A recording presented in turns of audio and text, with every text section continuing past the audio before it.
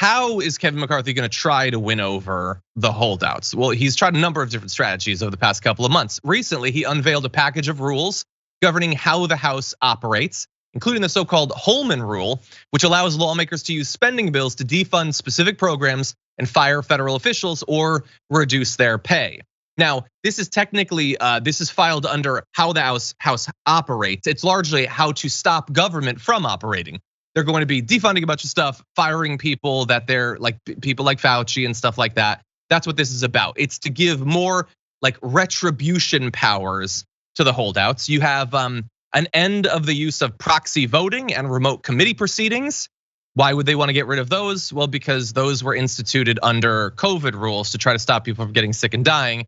They have to performatively be against literally any change made to save lives. So they want to get rid of that. It proposes a vote to form a select subcommittee on weaponization of the federal government under the House Judiciary Committee. That'll be fun.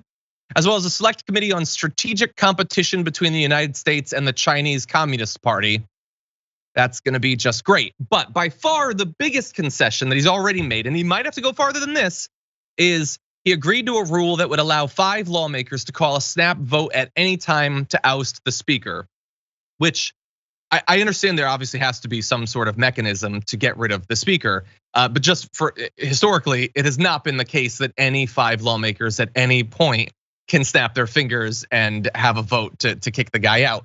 But he's already done that. And I ask you this, dear viewer, a guy who is as ambitious as Kevin McCarthy, who wants power more than you want anything. How desperate does he have to be to agree to a rule like that?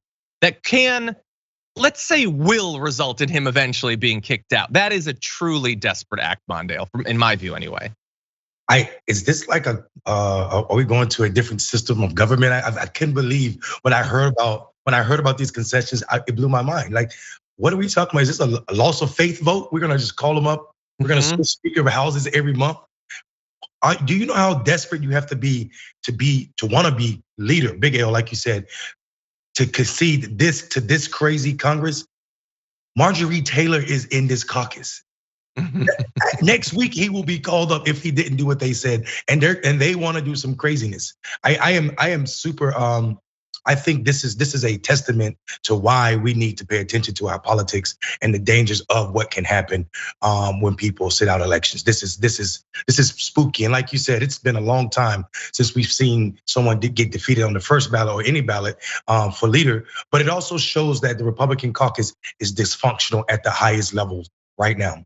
When the best they have to offer is Kevin McCarthy. I am not happy, and I'll go a step further. You said Gaetz isn't the worst of them. He's damn sure close to it. I am extremely nervous every time I think about how close people are to listening to this man, how much money he fundraised off of the shenanigans he's saying. And it may seem anecdotal, but we're talking about his position, him and 4 other Congress folks' position of power, or close they are to control Kevin McCarthy, who's willing to do anything to maintain his power. So these people will have this possible speakerships, or leaders, or leadership roles in some important caucuses. And I'm nervous about that, especially as it pertains to these people controlling the purse of the United States.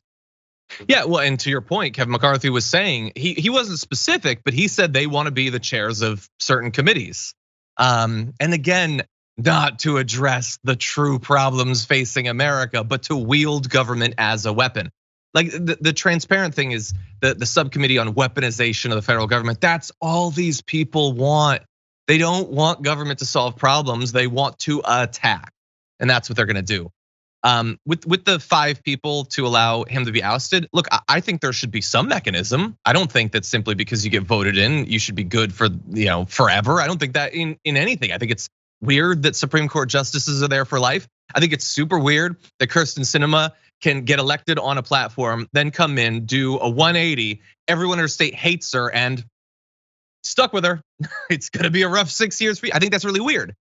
But by the same token, like, it does seem weird to want to go even further than just any group of 5 weirdos can call for him to be kicked out. And let's be clear, the 5 threshold is not acceptable to these people.